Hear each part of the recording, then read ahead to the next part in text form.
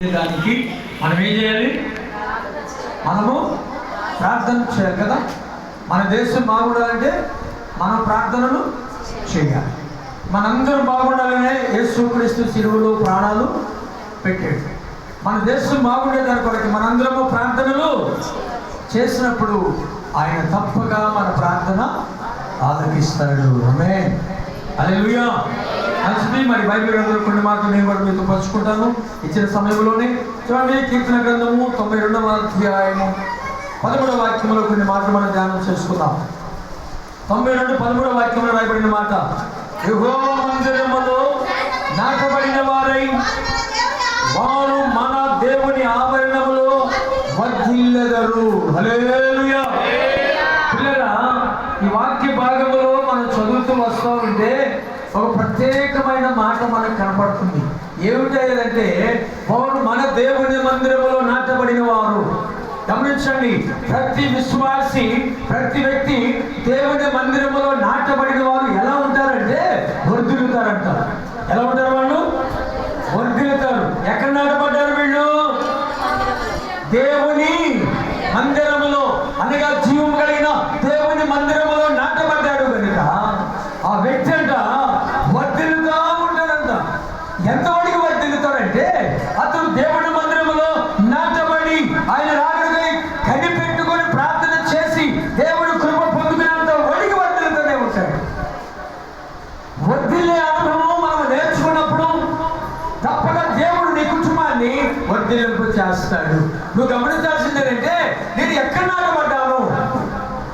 నిన్ను దేవుడు ఎక్కడ నాటాడు? నన్ను నా దేవుడు జీవము కలిగిన దేవుడు, సజీవుడు, ఆయన సర్వశక్తి కలిగిన వాడు. ఆయనకి అసాధ్యమైనది ఏమీ లేదు.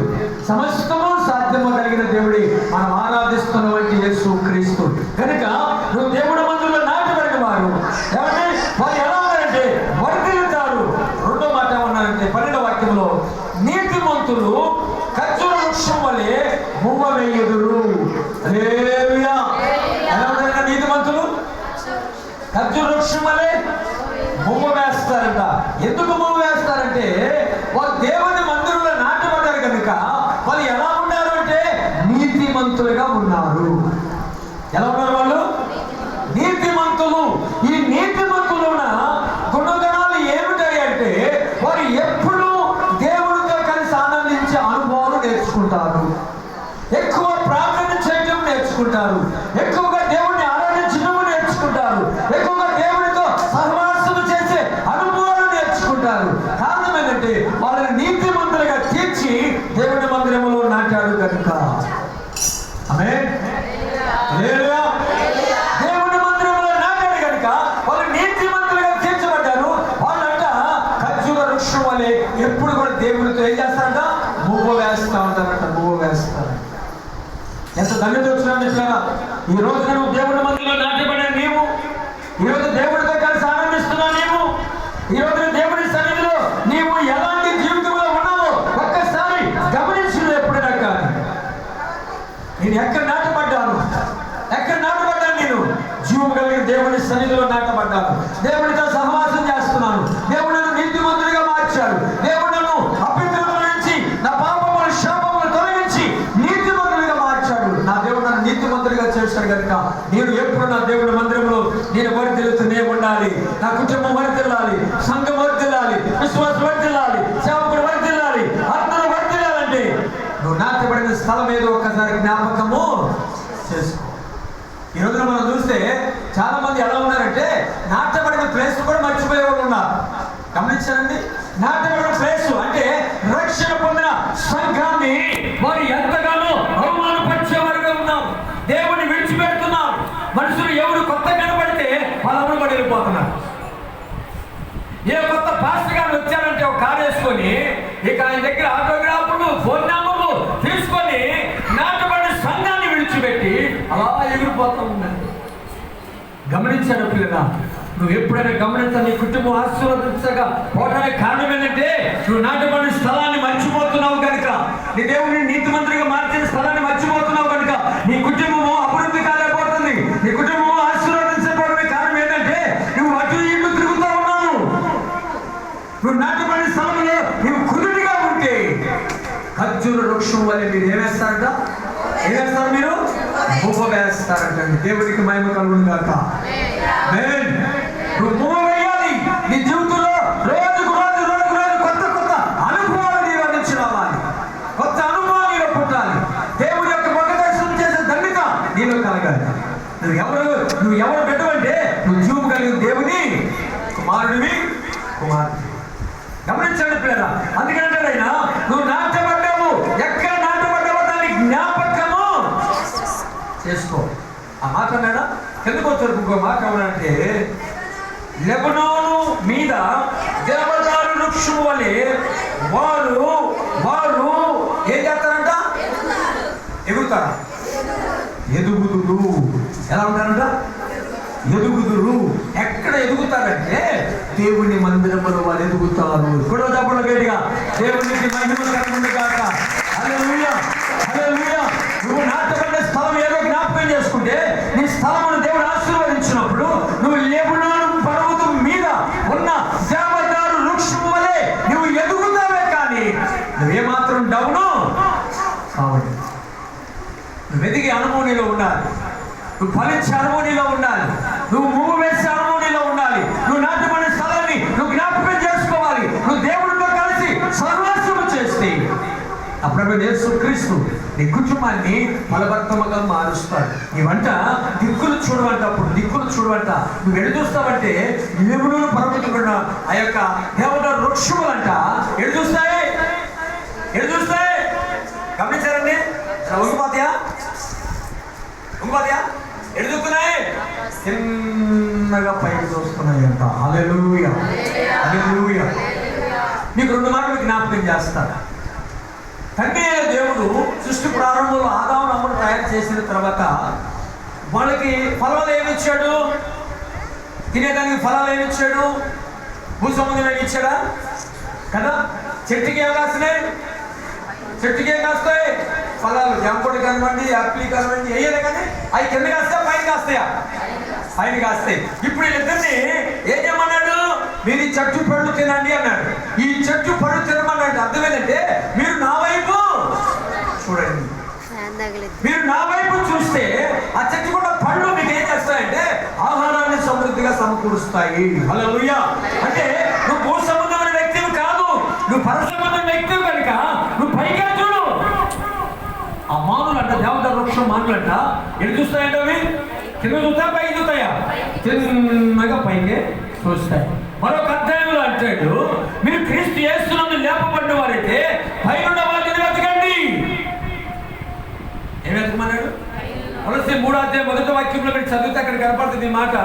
త్వరగా తొందరగా చదవండి. కొలస్సీ 3వ అధ్యాయం 1వ వాక్యం. కొలస్సీలకు రాసిన పత్రిక 3వ అధ్యాయము. మీరు క్రీస్తుతో కూడా లేపబడిన వారైతే పైనున్న వాటిని వెతకండి. అక్కడ క్రీస్తు దేవుని కుడి పార్శ్వమునందు కూర్చొని ఉన్నాడు. కూడా చెప్పండి గట్టిగా, దేవునికి మహిమ కలుగును గాక. ఆమేన్, హల్లెలూయా. అక్కడ క్రీస్తు అనే యేసు క్రీస్తు సింహాసనమందు దేవుని యందు కూర్చొనివాడు. మీరు భూ సంబంధమైన వ్యక్తులు కాదు, మీరు ఆత్మ సంబంధమైన వ్యక్తులు కనుక, మీరు నాటబడిన దేవుని మందిరంలో కనుక మీరు వెతకాల్సింది ఏంటంటే ఆత్మ సంబంధమైన అంటే ఆత్మ సంబంధమైన ఈవులే కానీ భూ సంబంధమైన ఈవులు ఎతకూడదు. మీరు ఆత్మ సంబంధం లేదు. అందుకే ఆదాములు అదిగో పైన చెట్టు కాయ పరుచుకొని తిన్నారు. ఏమండి? ఆ తర్వాత వారు ఎప్పుడైతే దేవుడు చేయొద్దని పని చేసి శాపదేశం ఎత్తుపెట్టుకున్నారో ఆ తర్వాత పైన పండంటి వరకు దొరకల. ఇక నేల చేతం చేసుకొని భూ సంబంధమైన పంట పోసుకొని తిన్నారు కానీ ఆత్మ సంబంధమైన పంట వాళ్ళు తినలేదండి. అందుకు కొలస్సీలో అంటాడు, మీరు క్రీస్తు లేపబడ్డారు కనుక మీరు పైన వాటిని ఎతకండి. ఇక్కడ అదే అన్నాడు, లెబనోను పర్వతం మీద ఉండే దేవదారు వృక్షములంట అవి చిన్నగా చూస్తాయంట కానీ దిక్కులు చూసే అనుభవం వాటికి లేవండి.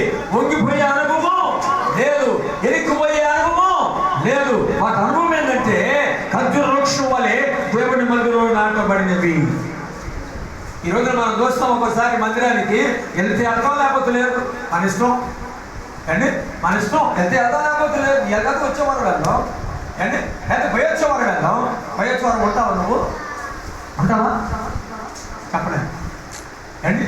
దేవుడి మందిరానికైనా ఆపుతాము, కానీ మన పనులు మాత్రము ఆపుకోలేకపోతున్నాం. పిల్లగా గమనించండి, పరిస్థితులు సంకుచితమైనవి, సమయం లేదు, ప్రభు రాకడ దగ్గర పడింది.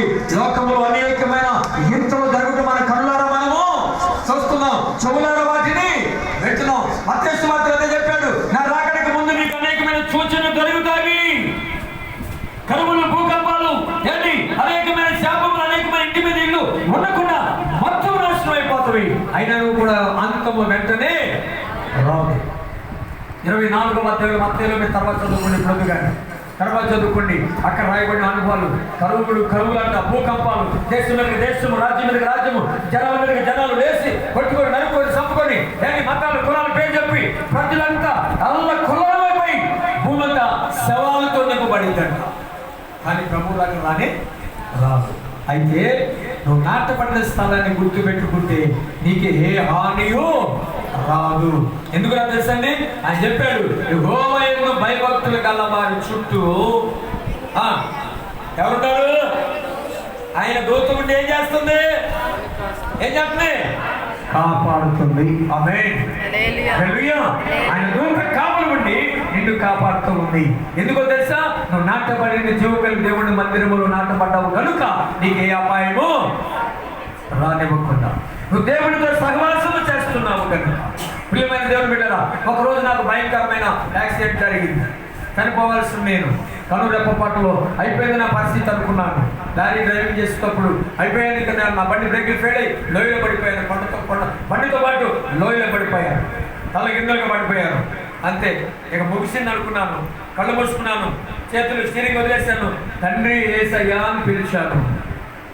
అంతే, ఒకే మాట, తండ్రి యేసయ్యా అని ఒకే మాట పిలిచారండి. ఆ ఒక్క మాటను నా ప్రభు యేసుక్రీస్తు నా లారీ పడిపోయిందండి, పడిపోతుంది. ఆ ప్రభు వచ్చి నన్ను లారీలో నుంచి బయటికి తీసుకొని వచ్చాడు. నా శరీరాన్ని చూసుకుంటే అర్ధరాత్రి 2 గంటలకి ఆదివారం నైట్ జరిగిందండి. ఆదివారం నైట్ 2 గంటలు జరిగిన తర్వాత సోమవారం అడవి అంతా భయంకరమైన అడవి, జంతువులు తిరుగుతున్నాయి, చాలా భయంకరమైన పరిస్థితి. అక్కడ నాకు ఎవరు దిక్కు లేరు. నేను పిలిచింది ఆయనే పిలిచాను. అందుకే అన్నాడు, నన్ను నా పేరు మీరు ఏది అడిగితే అది నేను మీకు చేస్తాను అన్నాడు. మరణం నా ముందు ఉంది, కానీ నేను భయపడలేదు. నేను ఎవరు పిలిచాను? యేసయ్యను. ఎందుకో తెలుసా? అదే ఇక్కడ రాయబడింది, యెహోవా మందిరములో నాటబడిన వారు మన దేవుని నామములో వర్ధిల్లుదురు. నువ్వు వర్ధిల్లాలి కనుక మరణం నీ కాడికి వచ్చిన ఆ మరణాన్ని ప్రభు తొలగించేశాడు. హల్లెలూయా, హల్లెలూయా. ఆ మరణపు ముళ్ళు నీ దగ్గరికి వచ్చిన అది నిన్ను ఏమీ చేయలేకపోయింది. నా దగ్గరికి వచ్చింది, అయిపోయింది అనుకున్న పరిస్థితిలో నా ప్రభు అలా పట్టుకున్నాడు, తీసి అలా బయట వేశాడు లారీలో నుంచి. అంతే, ఆ శరీరంలో ఒక్క గీత పడలేదు, ఒక్క బ్లడ్ చుక్క బయటికి రాలేదు. భయంకరమైన యాక్సిడెంట్ జరిగింది, భయంకరమైన యాక్సిడెంట్. ఆశుకర్ బాల్యంతో అప్పుడు మా పెద్దమ్మాయి పుట్టిన ఒక రోజు పిల్ల, ఆ బాల్యంతో ఇంట్లో ఉంది. మా వారు డ్యూటీకి వెళ్ళాలే, డ్యూటీకి వెళ్ళి వస్తాడు, చేసుకొస్తాడు, డబ్బులు అనుకుని పడుకోవచ్చు. కానీ నాకు జరిగిన ప్రమాదం ఎక్కడంటే ఇక అయిపోయింది పరిస్థితి. అలాంటి పరిస్థితిలో ప్రభు ఒక్క క్షణములో నన్ను దేవుడు కాపాడాడు. ఎందుకో తెలుసా? ఎక్కడ నిలబడ్డాం మనం? ఎక్కడ నిలబడ్డాం? దేవుని మందిరావరణములో. విశ్వాసులు అనబడిన ప్రతి ఒక్కరు కూడా దేవుని మందిరంలో నాటబడిన వారు విశ్వాసాన్ని కోల్పోకుండా, తమ భక్తిని కోల్పోకుండా, తమ పొందిన రక్షణ కోల్పోకుండా, నేను ఎక్కడ నాటబడ్డాను అనే సంగతి మరిచిపోకుండా నువ్వు దాన్ని జ్ఞాపకం చేసుకున్నట్లయితే అదే నీ జీవితాన్ని ఫలభరితంగా మారుస్తుంది. నువ్వు ఎక్కడ ఉన్నా ఆయన కాపుదల నీకు ఉంటుందండి. అర్ధరాత్రి అయిపోయిన నాకు దేవుడు పునర్జన్మ ఇచ్చాడు. ఆ రోజు అడుగులో తీర్మానం చేశాను, ప్రభువా నీ సేవ చేస్తాను. నా ప్రభు యేసుక్రీస్తు నాతో మాట్లాడి ఈ సేవను అప్పగించాడు, సేవ నాకు అప్పగించాడు. అయితే సేవ ఎందుకు చేయలేదు నేనంటే నాకు చదువు లేదు.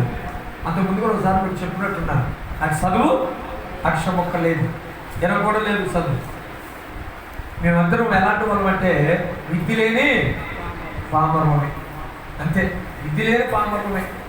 కానీ నా ప్రభు యేసుక్రీస్తు విద్య లేని పామరుల్ని తీసుకెళ్ళి ఎక్కడ నిలబెట్టాడు తెలుసా?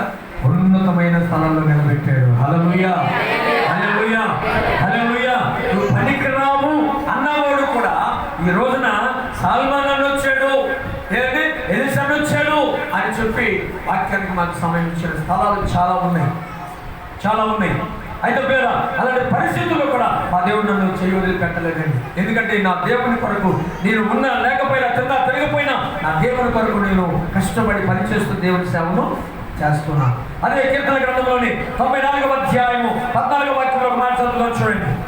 94:14 వచనంలో రాయబడిన మాట, యెహోవా తన ప్రజలను ఎడబాయువాడు కాదు, తన స్వాస్థ్యమును విడవనాడువాడు కాదు, నీతిని స్థాపించుటకై న్యాయము తీర్చు జరుగునని యథార్థ హృదయులందరూ దానిని అనుసరించెదరు. హల్లెలూయా. గమనించబడి వచ్చిన రాయబడిన మాట ఏమనండి? యెహోవా తన ప్రజలను ఎడబాయువాడు కాదు. ఎందుకని? నాటబడింది దేవుని మందిరమును కనుక దేవుడిని ఎడబాస్తాడా? ఎడబాయడండి. దేవుడిని విడిచిపెట్టడు. నువ్వు నమ్మకంగా ఉంటే దేవుడిని అభివృద్ధి పరుస్తాడు. నువ్వు నమ్మకాన్ని కోల్పోయావు అనుకోండి, ఆ తర్వాత దేవుడు చేసే పని ఏమి లేదు. ఎందుకంటే ఈ మధ్యన చాలా మంది పాస్టర్లు వచ్చి మీటింగ్ వెళుతూ వస్తున్నారా, మీటింగ్ పెడుతున్నారు, వెళ్తే విశ్వాసం ఫోన్ నెంబర్ ఇచ్చి ఒకసారి మా మందిరానికి అంటున్నారు, ఒకసారి మా మందిరానికి రండి అక్కడ చూద్దామంటున్నారు. వీళ్ళే చేస్తున్నారు, చూద్దాం ఒకసారి వెళ్దాం, ఆన్లైన్కి వెళ్దాం, లేదా ఆన్లైన్కి వెళ్దాం, ఈలైన్కి వెళ్దాం అని సంఘం కాపర్ని సంఘాన్ని విడిచి అలా వెళ్ళిపోయారు. అంతే, ఇక తిరిగి రాలమని గమనించండి. వారికి వెళ్ళక మాకు బాగా ఉందండి అని మాయమాటలు చెప్పడం నేర్చుకున్నారు ఈ రోజున చాలా మంది విశ్వాసులు. నో, దేవుడిని అవమానపరచొద్దు. ఎక్కడైనా ఆయన ఒక్కడే దేవుడు. రకరకాలుగా ఉన్నాడా? లేదు, ఎక్కడైనా ఆయనే. ఆయన ఉన్నాడు. ఎక్కడ 2-3 కూడిన నామమును స్తుతిస్తారో అక్కడ వాళ్ళ మధ్య నేను ఉంటాను అన్నాడు. ఉండడా దేవుడు మన దగ్గర? ఉండడా? ఉంటాడు. కానీ ఈ విశ్వాసాలను కోల్పోయి నువ్వు దేవుడిని మోసం చేస్తూ నువ్వు దేవుడి సేవలను నమ్మకం ఉండకపోగా దేవుడి సేవకుల మీద నిందలేకు నేర్చుకున్నాడు ఈ రోజున చాలా మంది కదా. అందుకే అన్నాడు, యెహోవా తన ప్రజలను ఎడబాయువాడు కాదు. ఒకవేళ విడిచిపెట్టి వెళ్ళొచ్చు, కానీ దేవుడు మాత్రము విడిచిపెట్టే దేవుడు కాదండి. ఆయన గొప్పవాడు, సర్వశక్తి గలవాడు, ఆయన ఆశ్చర్యమైన కార్యాలు చేయగలిగినటువంటి దేవుడు ఆయన. అందుకే ఆయన విడిచిపెట్టే దేవుడు కాదు, ఎడబాపువాడు కాదు. నువ్వైతే వదిలేసి వెళ్ళిపోతావు, వాడిని మనకి ఎదుగులేదు. కానీ ఆయన విడిచిపెట్టే దేవుడు. ఆ రోజు యాక్సిడెంట్లో నా దేవుడు నన్ను విడిచిపెట్టి ఈరోజు నేను ఉండేవాడిని కాదండి, ఉండేవాడిని కాదు. గమనించారా? నా దేవుడు నన్ను ఆ రోజు రక్షించబట్టే ఈ రోజున నేను ఈ రకంగా అనేక ప్రాంతాల్లో దేవుని కొరకు సాక్షిగా జీవిస్తున్నాను. ఆయన ఎందుకంటే ఆయన చూసిన వాడు, రక్షించగలిగిన వాడు, సమస్త కార్యములు చేయగలిగిన వాడు. ఆ అర్ధరేత్రులో నాకు ఎవరు దిక్కు? అర్ధరేత్రులో నాకు నా ప్రభువే దిక్కు.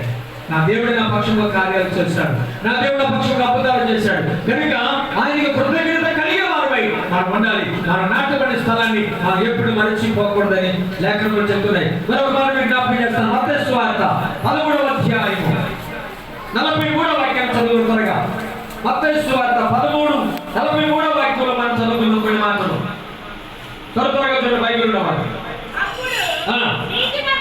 నీతిమంతులు తమ తండ్రి రాజ్యములో సూర్యుని వలె ఎలా ఉంటారంటే వారు ఎలా ఉంటారు? తమ తండ్రి రాజ్యములో కదా, తండ్రి రాజ్యములో. అప్పుడు నీతిమంతులు తమ తండ్రి రాజ్యములో సూర్యుని వలె తేజరిల్లెదరు. నీవు తేజరిల్లే అనుభవంలో ఉండాలి. నువ్వు నాటబడిన స్థలాన్ని గుర్తుపెట్టినప్పుడు ఇదిగో ఇక్కడ భూమి మీద తన దేవుడి మందిరంలో నాటబడ్డావు. ఇక్కడ రాయబడిన మాట ఏంటంటే తండ్రి రాజ్యములో. ఏ రాజ్యం అది? తండ్రి రాజ్యంలో నువ్వు ఎలా ఉంటావంట? సూర్యుని వలె తేజరిల్లుతావంట.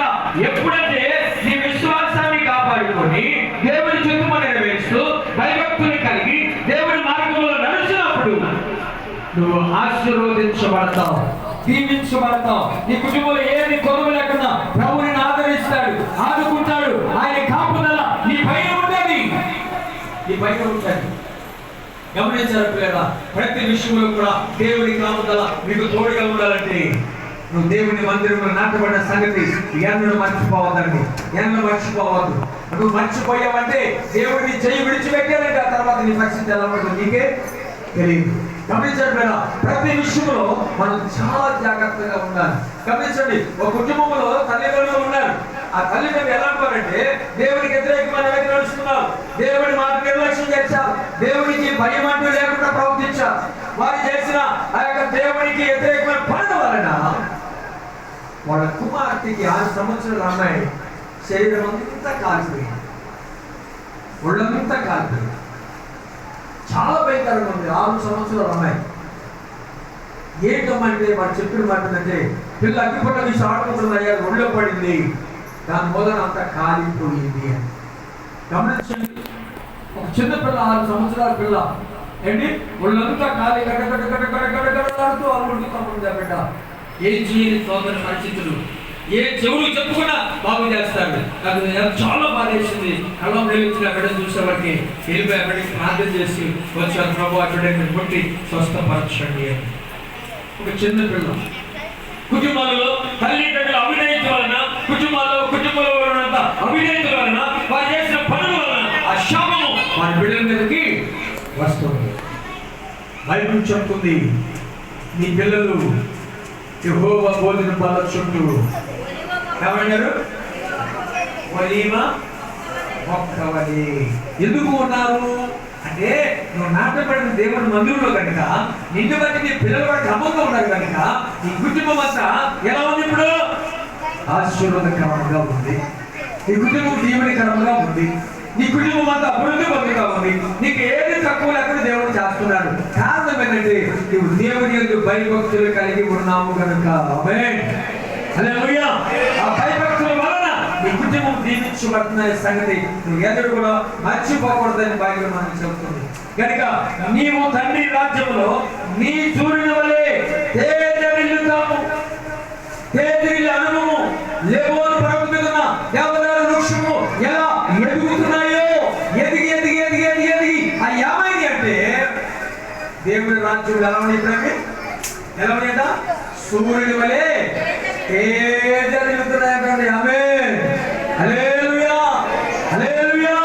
అవి తేజరిల్లి తేజరిల్లి తేజరిల్లి దేవుడి రాజ్యములో అంటే సూర్యుని వలె అవి తేజరిల్లుతున్నాయండి. ఎంత ఘనమోక్షడుతున్నా, ఎంత ప్రగతి దేవుడు మనకి ఇచ్చాడో చూడండి, ఎంత కృపించాడో చూడండి. దేవుడు ఆ కృపను పోగొట్టుకోకుండా, ఆ తండ్రిని పోగొట్టుకోకుండా దేవుడితో కలిసి సహవాసం చేస్తే నా ప్రభువు యేసుక్రీస్తు ఈ కుటుంబాన్ని ఈ బిడ్డలను సమస్తమును ఆయన ఆశీర్వదించగలిగిన దేవుడు. హల్లెలూయా, హల్లెలూయా.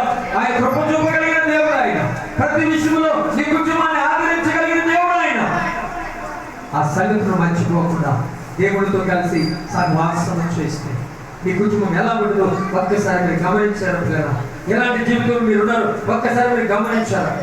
కారణం ఆ జీవితాలు మనం సరి చేసుకున్నప్పుడు తప్పగా దేవుడు మనలను ఏం చేస్తాడు?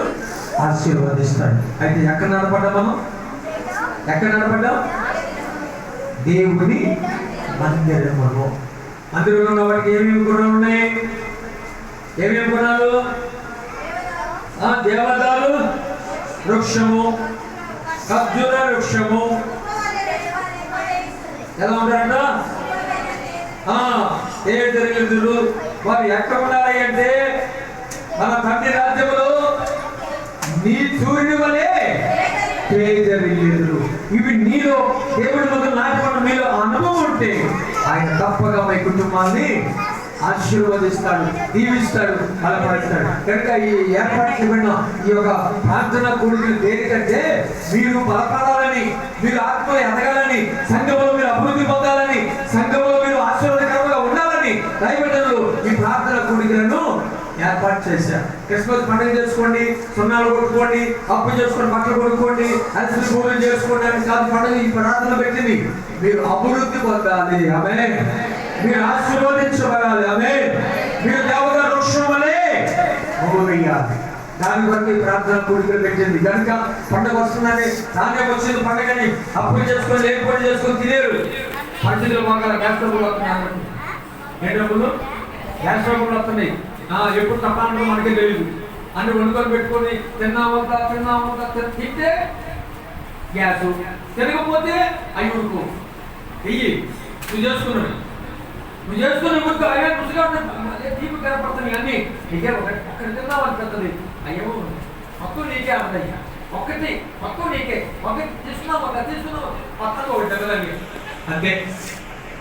షుగరు గ్యాస్ మొత్తం ఏకపోయి కమెంట్ అయిపోయి బొమ్మన పాగిపోయిందండి. తిన్న అరగంటకి డబ్బీలు పట్టాడు, ఎమ్మటే వాడు ఫోన్ చేసి 1 వాడు పోయి తీసుకొని హాస్పిటల్లో పడేసాడు. ఏంటనే పోతే ఏమైనా కింద బాగుంది కదంటే ఏమన్నాడు మాకు కింద బాగానే ఉన్నాడు, అందులో పడిపోయాడండి. వాళ్ళు చెక్ చేస్తే షుగర్ 400కి వెళ్ళింది. ఎందుకెళ్ళింది 400. గ్యాస్ ఎక్కువ అయిపోయింది, ఏంటి ఇచ్చుకోలేకపోతున్నాడు, తిప్పుకోలేకపోతున్నాడు. పరిస్థితి ఏంటో అర్థం కావట్లేదు. అందుకని మనం ఏం చేయాలి? గోడు చేసుకుని ఏర్పడితే నేను లేకుండా బాధపడదు. మన కొరకు యేసయ్య త్యాగం చేశాడు కనుక మనము సూర్యుని వలె తేజరిల్లుతూ మన ద్వారా ఇక అనేక ఆత్మలను దేవుని మందిరానికి నడిపించే అనుభవం మనలో ఉండాలి. ఆమేన్. హల్లెలూయా. అనేక మందిని దేవుని మందిరానికి మనం తీసుకొస్తే నిన్న వలె వారు కూడా ఆశీర్వదించబడతారు, సంఘము అభివృద్ధి.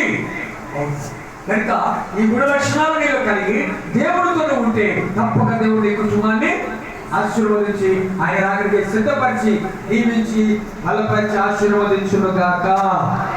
ఆమేన్. అందరికి వందనాలు.